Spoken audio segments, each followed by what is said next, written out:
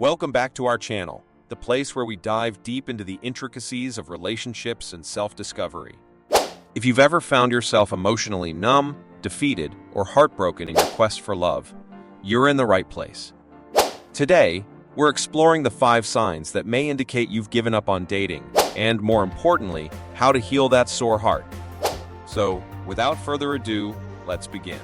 Number 1. Uncovering past trauma. Unearthing the roots of your reluctance to dive back into the dating scene often leads us to the profound impact of past traumas. Demi Lovato astutely notes that experiencing trauma creates an instinctive response to shield our hearts from further pain.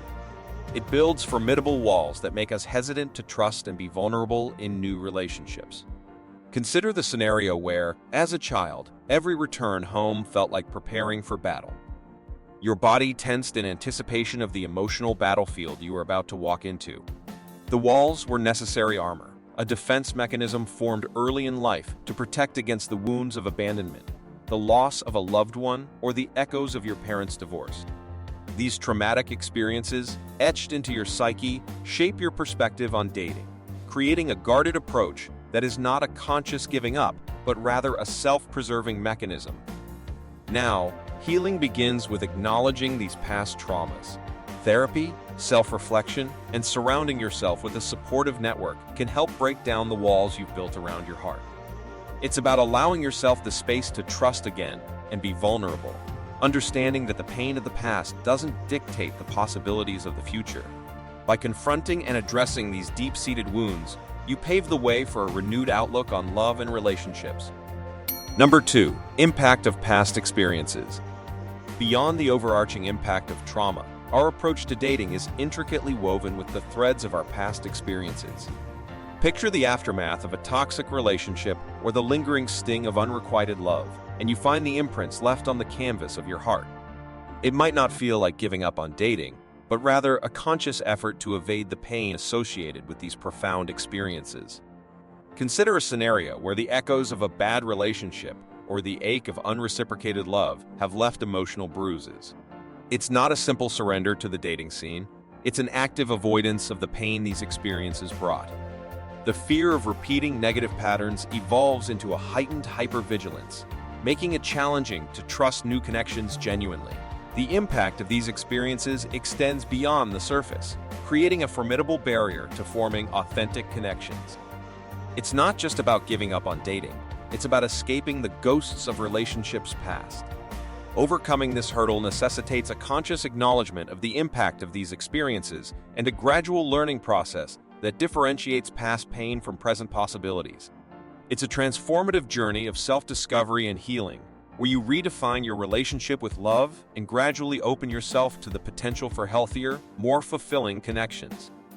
As you navigate the complexities of your emotional landscape, you forge a path toward renewal, one that empowers you to embrace love with a newfound strength and wisdom.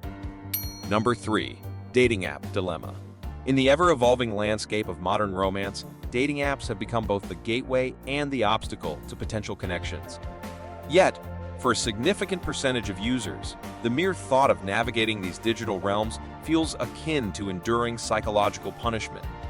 A staggering 45% of Americans using dating apps report feelings of frustration, a sentiment undoubtedly shared by those mentally preparing for the challenges that accompany online dating, from the ominous specter of ghosting to encountering less than friendly messages. It's not just about the practicalities of using these apps. It's a manifestation of emotional fatigue with the entire dating process.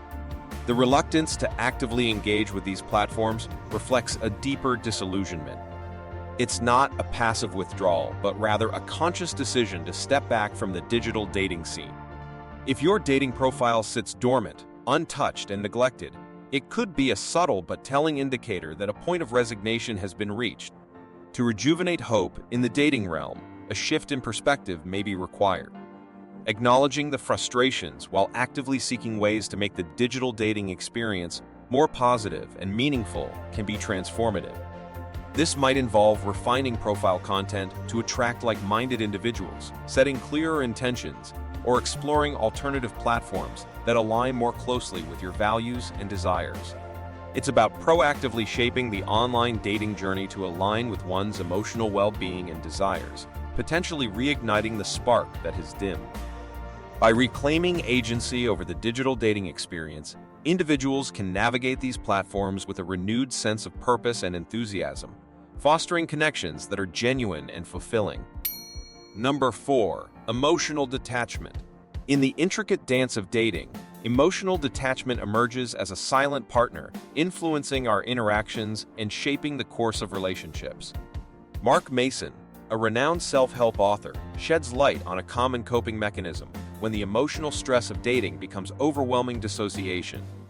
Picture this: you're physically present on a date, sharing the same space, yet emotionally you feel like a distant observer, a mere spectator in the unfolding narrative of connection. Dissociation serves as a protective shield, a mechanism to create distance from the intense emotions that dating can evoke. It's a survival tactic, a way to navigate the emotional roller coaster without succumbing to its highs and lows. However, it also inadvertently pushes towards emotional detachment, leaving a person feeling like a spectator in their own romantic life. Consider the scenario where dating becomes a source of anxiety, fear, and excitement all bundled into one. To cope, emotional detachment becomes a reflex, a means to push away the overwhelming emotions that can accompany the dating experience.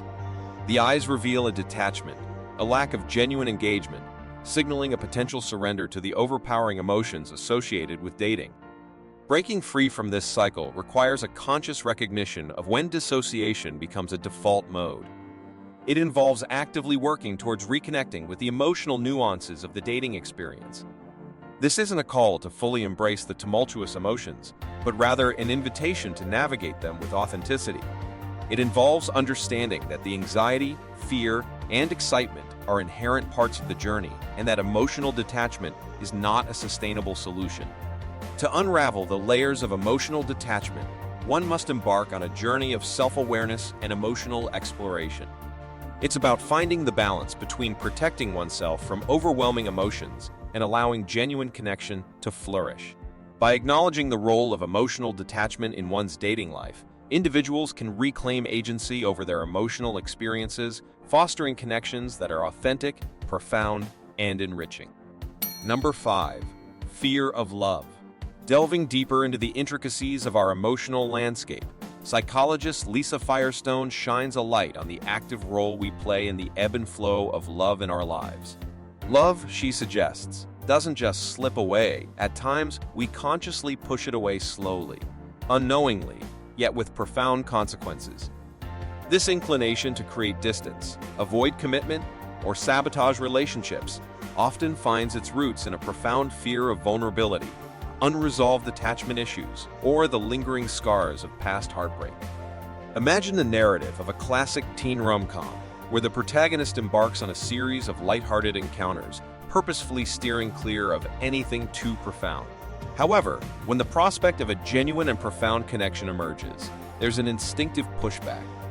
The fear of vulnerability intensifies, casting a shadow over the potential for something real. Lisa offers a reassuring perspective. It's entirely okay to let love in, even when the fear is palpable. Acknowledging and addressing this fear becomes a crucial step in the journey toward love. It's an invitation to challenge deeply ingrained fears, to recognize that not all connections lead to heartbreak, and that embracing vulnerability can lead to profound and fulfilling relationships.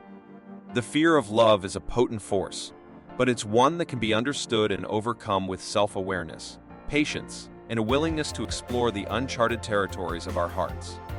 In this process, the door to new possibilities swings open, inviting the potential for love to blossom in ways that may have seemed impossible before. If you resonate with any of these signs and have given up on dating due to pain in your heart, it might be worth exploring through therapy, heart-to-heart conversations, journaling, or self-reflection. Remember, you're not alone, and there's strength in seeking support. Share your thoughts in the comments below, and let's foster a supportive community. And if you found this video valuable, then don't forget to hit that like and subscribe button for more amazing content. Until then, take care of your heart and keep the love alive.